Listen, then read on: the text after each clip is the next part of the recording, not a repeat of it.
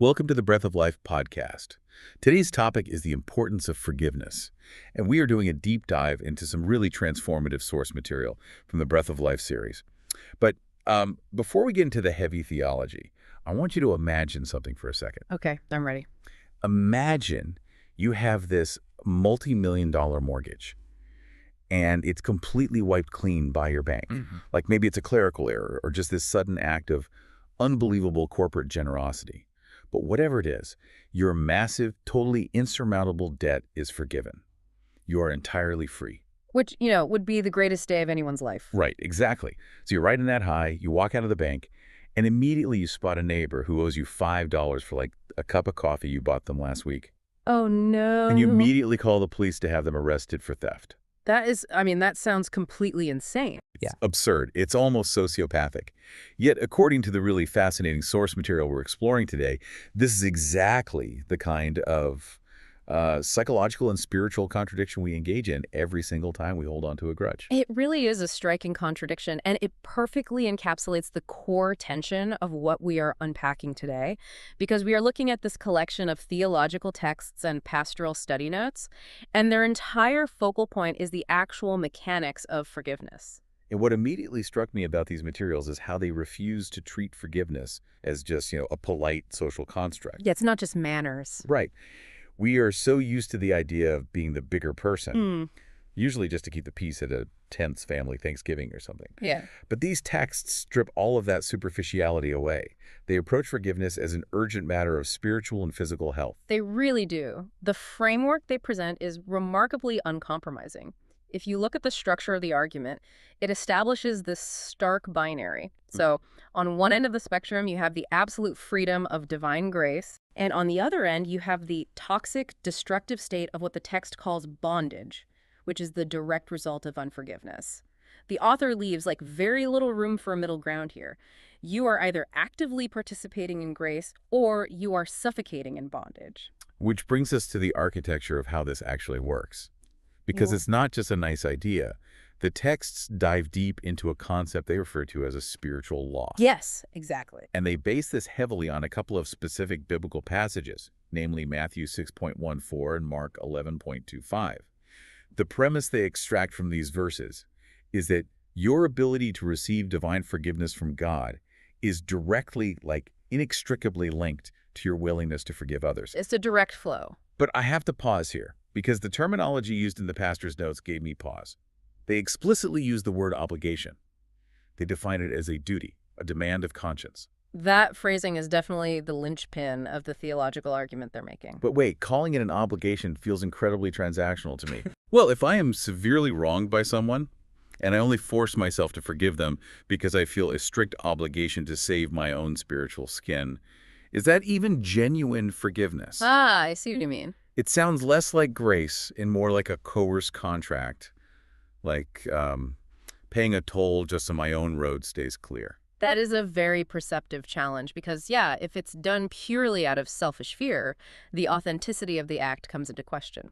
But the text actually anticipates this. It unpacks the gap between human emotion and spiritual action. Okay, so how do they bridge that? The pastoral notes acknowledge that true forgiveness is not a natural human response. Our biological and psychological instinct is self-preservation. Right. Fight or flight. Exactly. Okay. Which often manifests as retaliation or holding a grudge to protect ourselves from future harm. The author posits that because our baseline instinct is to strike back, God introduced this obligation not as a threat, but as a necessary therapeutic mechanism. It is a discipline you enact before the feeling ever actually arrives. Oh, wow. So the action has to precede the emotion.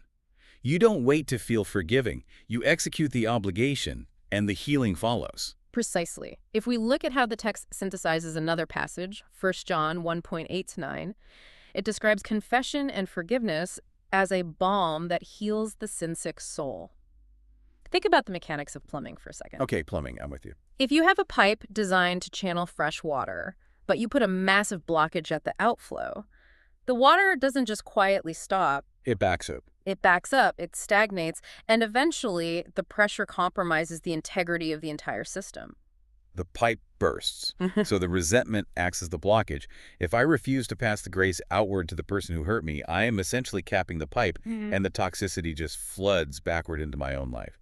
I become the one drowning in my own backed-up bitterness. Which is exactly why the text insists it is an obligation. The rule isn't arbitrary. It is the structural design of human spiritual health according to this framework.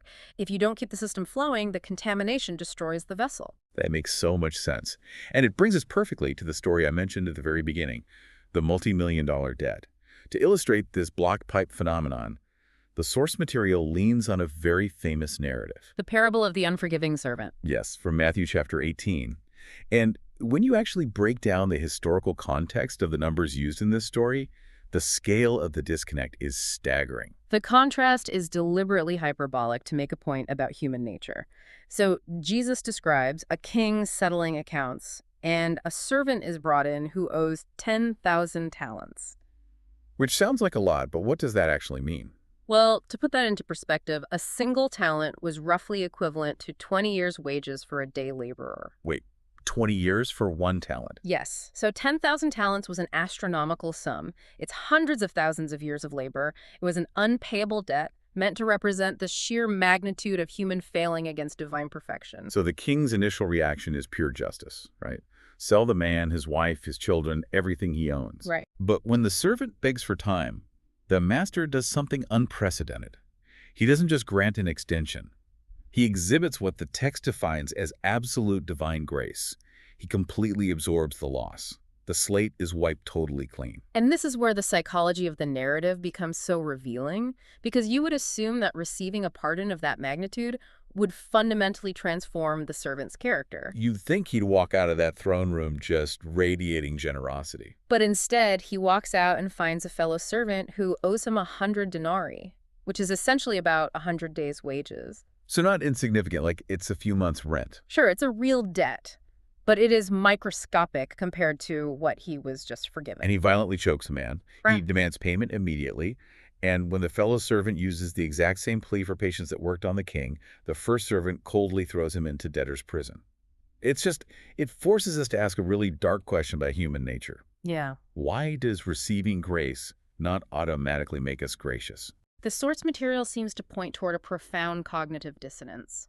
When we receive immense, unmerited forgiveness, it can actually make us feel deeply vulnerable.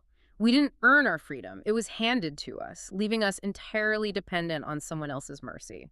And for a certain type of ego, that vulnerability is intolerable. Exactly.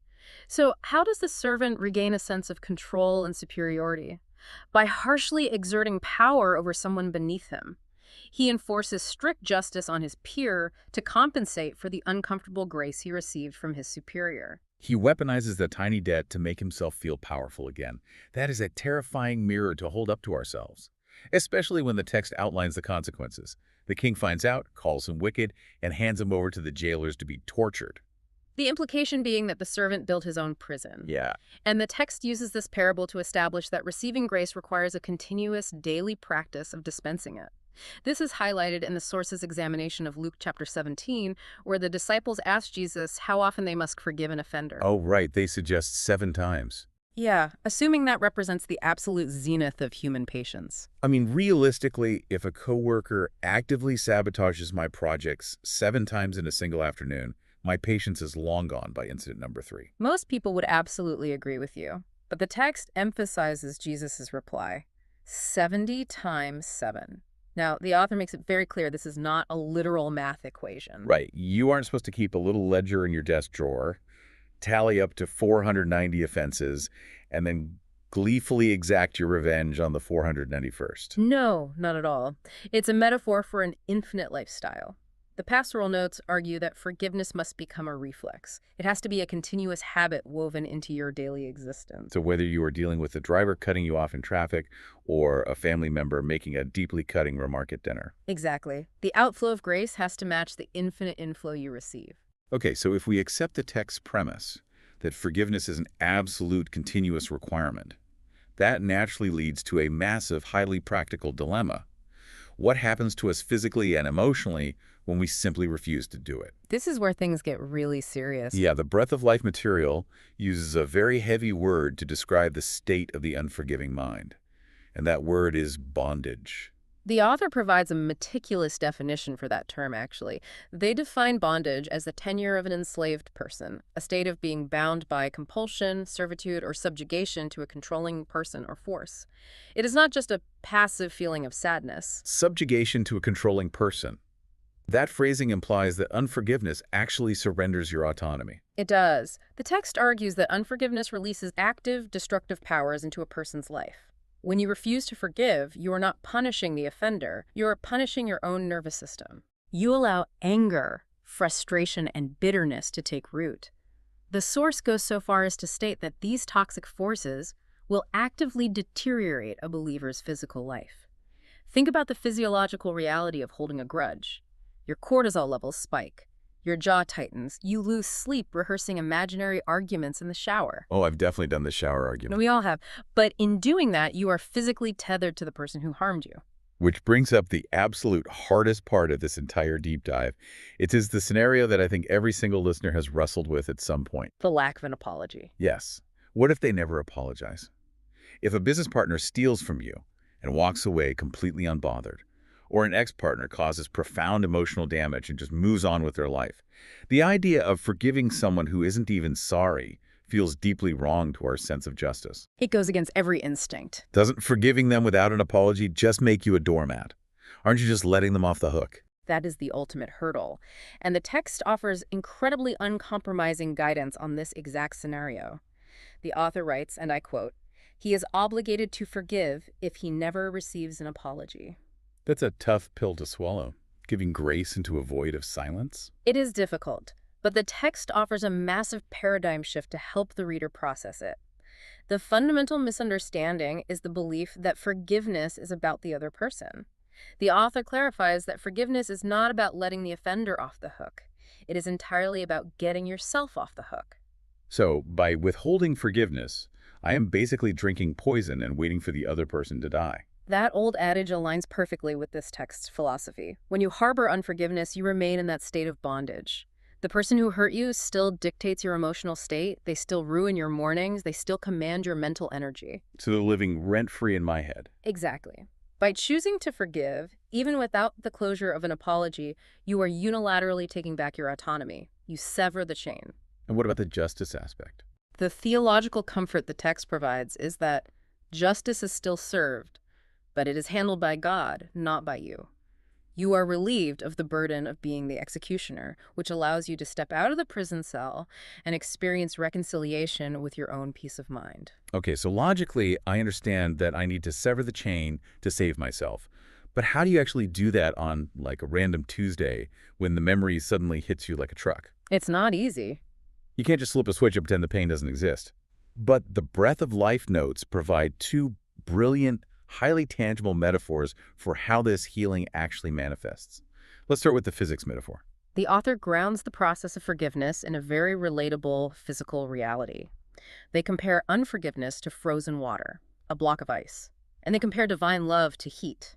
When someone deeply wrongs you, your emotional state naturally freezes to protect itself. Your heart hardens. And the practical application here is brilliant because if you have a block of ice sitting on your kitchen counter, you can't just yell at it to become water. No, that won't work. You can't just willpower it into melting. The only way to change the state of the ice is to expose it to heat. And the text makes a crucial observation here. Even melting takes time. That line alone is such a relief. It totally removes the guilt of not being perfectly healed overnight. It really acknowledges the reality of human trauma. Healing is not instantaneous. If unforgiveness is the ice and divine love is the heat, the process requires continuous exposure. What does that look like practically? When that memory surfaces and your chest tightens, the practice involves intentionally sitting in that discomfort and applying the heat of grace.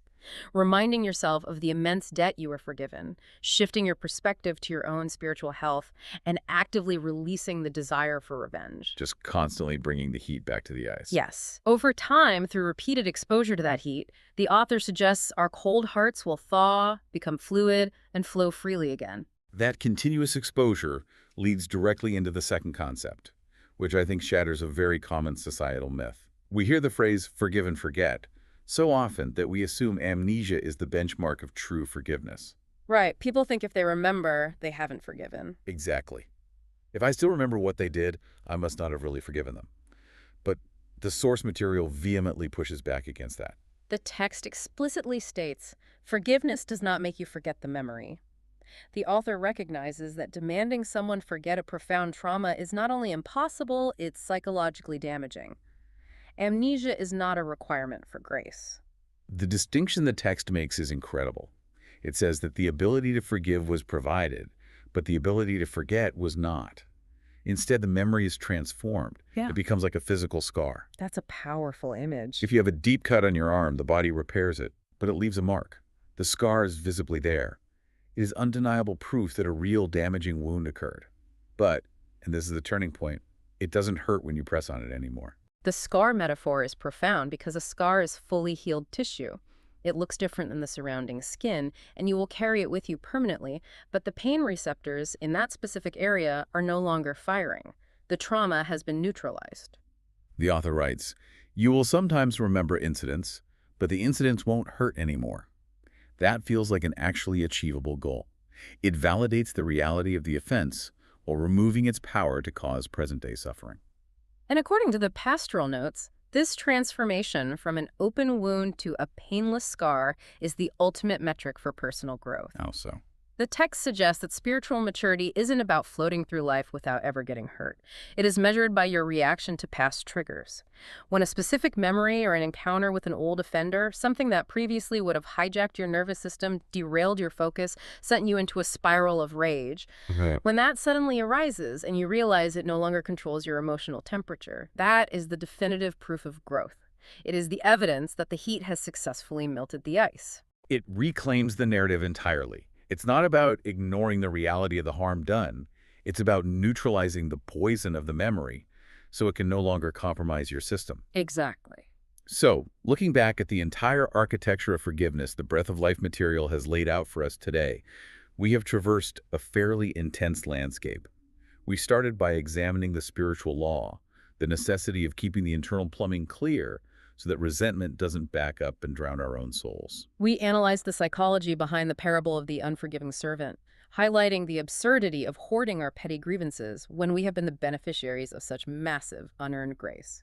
We confronted the physiological and spiritual reality of bondage, realizing that extending forgiveness to an unapologetic offender isn't about letting them off the hook, but unlocking our own prison cell. And finally, we explored the mechanics of recovery, utilizing time and continuous exposure to divine heat to melt hardened defenses, and allowing those open, agonizing wounds to eventually settle into painless scars that mark our maturity. It really is a sweeping, comprehensive framework for navigating the emotional, muddy waters of human conflict. And the author distills this entire complex theology down into one unyielding, binary directive for you to walk away with. The summary provided in the text is uncompromising. It says, forgive and be free, or don't forgive and be in bondage. Wow. When you strip away all the nuance, it ultimately comes down to a decision about your own autonomy. Will you maintain your death grip on the person who owes you, ensuring you both stay trapped in the dark? Or will you unclench your hands, absorb the loss, and walk out into the light yourself? It is a heavy, daunting choice, but the power to make it rests entirely in your own hands. As we wrap up this deep dive into the Breath of Life text, I want to leave you with one final lingering thought to mull over during your commute or as you go about your day, something that builds on the idea of those painless scars. I'd love to hear it. If our healed scars are no longer sources of ongoing pain, but actually serve as tangible, permanent proof of our own spiritual growth, resilience, and capacity for grace, how might that fundamentally alter the way we view the people who inflicted those wounds in the first place? That's a really challenging shift in perspective. Instead of seeing them solely as our permanent debtors or the lifelong villains of our personal stories, could we eventually look back and recognize them as the unintentional catalysts for our own profound freedom? Think about that. Until next time.